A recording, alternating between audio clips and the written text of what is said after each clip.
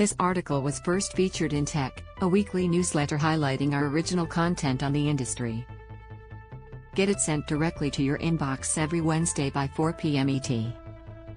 Subscribe Wednesday, September 7, 2022. You don't need to upgrade if your iPhone isn't more than 2 years old. Apple's AAPL, iPhone 14 and iPhone 14 Pro have arrived.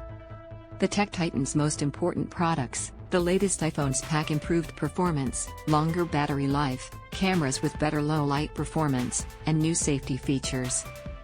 The iPhone 14 and iPhone 14 Pro are solid evolutions of the iPhone formula, which helped make Apple one of the richest public companies on earth by market cap at nearly $2.5 trillion. Does that mean you should crash through the front door of your local Apple store and grab a new iPhone? Not necessarily. It's good to have all these features, but it's not enough to just kind of drop everything and go out and buy a new phone yet, Santosh Rao, Manhattan Venture Partners head of research, told Finance. That's especially true if you've got an iPhone 13 or iPhone 13 Pro, or even an iPhone 12 or iPhone 12 Pro. That's not to say Apple hasn't improved its smartphone.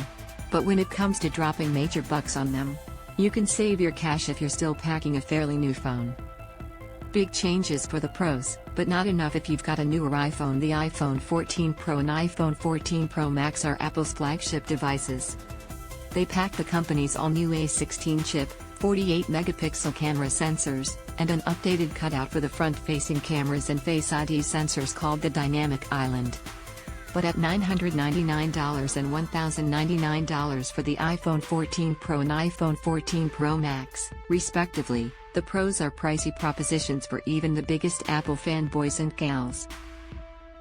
That said, you should consider making the leap to a new phone if you're still using an iPhone 11 Pro or an iPhone XS.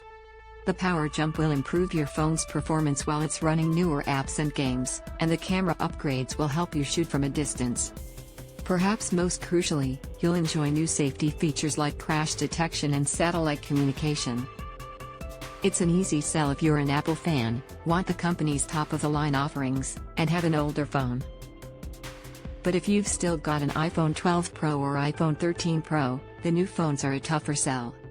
You'll get always-on displays and improved camera capabilities out of the iPhone 14 Pro and iPhone 14 Pro Max, but it's a difficult call to know whether those changes are worth more than $1,000.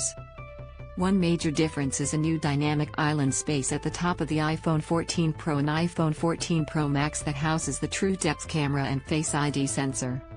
It's a functional area that can display music you're playing, timers, and even sports scores. Great additions for sure, but not make or break propositions.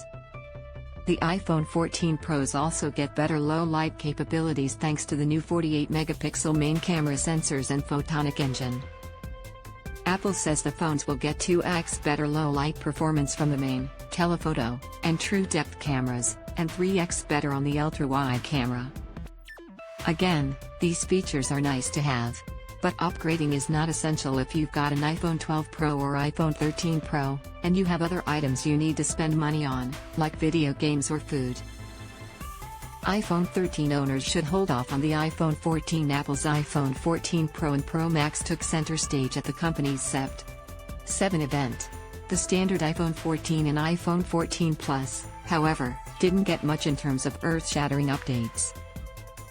The new phones pack the same chip found in the iPhone 13 line, and offer slight improvements to overall battery life and performance.